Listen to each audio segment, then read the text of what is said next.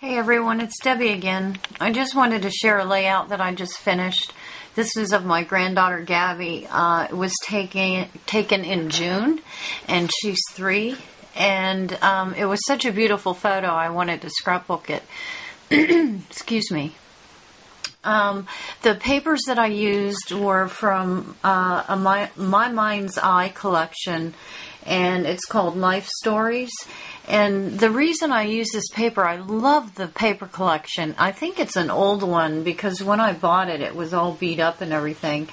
But I really like the papers because they're all on craft cardstock and they're very muted colors, and they go really well with the Tim Holtz Distress ink.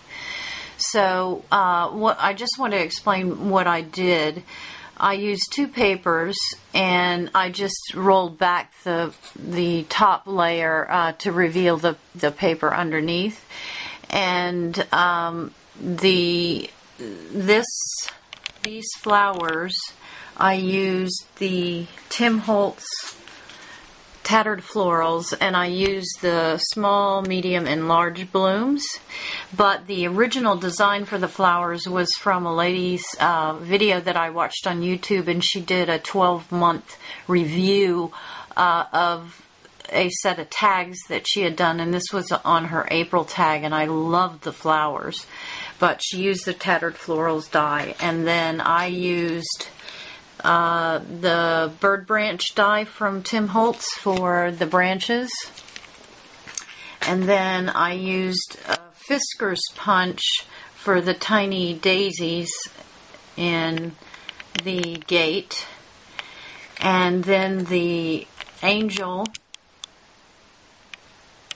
was cut from a Kaiser Craft Sweet Nothings collection, and it was just a sheet of angels, and I cut part of one out for that layout. And so I just want to explain a little bit about what I did.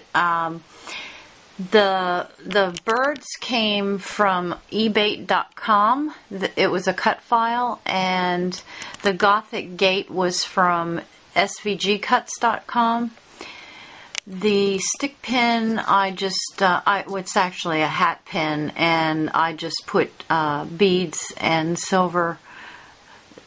glass beads and silver beads and a bead cap on it and stuck it through the paper.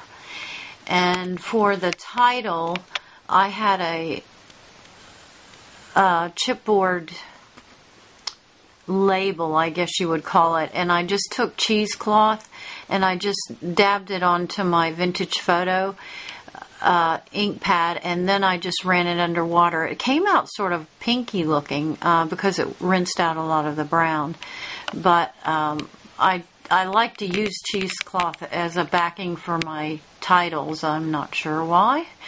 And then I had some lace that was actually an ivory color, and I took some dark green acrylic paint, I don't remember the color, and I put some water in it, and then just put the lace in the water, and I didn't rinse it, and then I just dried it with my heat gun.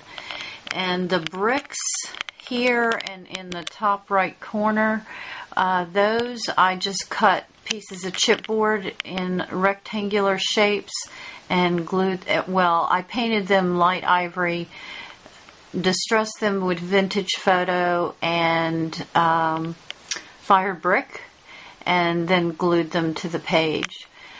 And the vines were a SVG cut from Penny Duncan, and they're probably easier to cut in a larger size, but I reduced it and cut them small, and I did have a little bit of trouble with them cutting them that small. But I think that's about it. Everything on this page, I used the Tim Holtz Distress inks. I either used antique linen, vintage photo, tattered rose, or fired brick. Oh, sorry, I also use pine needle. I use pine needle on the tips of these branches and on the little leaves on the flowers. It's a combination of crushed olive and pine needle to get that color. And I did the same with these vines. I used the Distress inks. And I think that's about it. So I just wanted to share that with you. Thank you for watching. Bye.